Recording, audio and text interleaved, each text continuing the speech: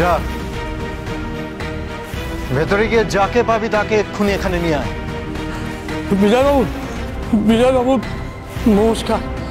বিজয়বাবু দয়া করুন, দয়া করুন বিজয়বাবু, ঘরের ভেতর মহিলারা আছে, দয়া করুন। দাঁড়া।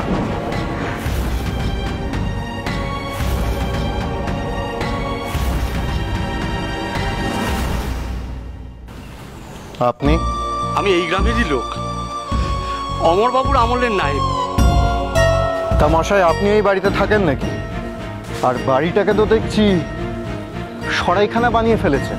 না, ঈশ্বরের দয়ায় আমার মাথার উপর ছাদ আছে, তবে এই পরিবারের সঙ্গে তো আমার অনেক দিনের সম্পর্ক, তাই এদের বিপদে আপদে না এসে পারি কি করে। ও, কিন্তু আমি কোনো বাইরের লোকের সঙ্গে কথা বলতে চাই না। আপনি বরং চ্যাটার্জি বাড়ির কাউকে ডেকে দিন। ও, কাকেই বা ডাকবেন? গগন চাটুর্যে তো ইতিমধ্যেই ফেরা। তা অমর চাটুর্যের দজ্জাল কন্যা কোথায়? তিনি কি বাড়ির মধ্যে সেঁধিয়ে আছেন?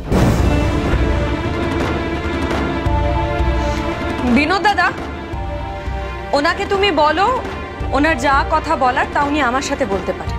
আর আমার স্বর্গত বাবার প্রসঙ্গ না টেনে কথা বলাই ভালো, তাতে ওনার ভদ্রতা রক্ষা হয়। এখনো ভদ্রতা শেখাচ্ছে আমাকে? কত বড় সাহস! আমারই বাড়িতে থেকে সবকিছু লুটে পুটে খেয়ে আমাকেই চোখ রাঙানো হচ্ছে। এই যে বিনোদ বাবু, ওই মহিলাকে বলে দিন, দিনের আলো থাকতে থাকতে উনি এবং ওনার যারা আত্মীয় স্বজন এখানে আছে সবাই যেন এই বাড়ি থেকে বিদায় হয়। আর যদি সেটা না হয় তাহলে আমি পুলিশকে বলে গলা ধাক্কা দিয়ে বাড়ি থেকে ওদের বাধ্য করব বের হয়ে যেতে। একেবারে ঠিক কথা বলেছেন বিজয়বাবু, আমি পুলিশে খবর দিয়েছি, তারা এলো বলে। পুলিশকে তো আমি বলেছি গগন চাটুর্যকে ধরার জন্য, এখানে এসে ওরা কি করবে?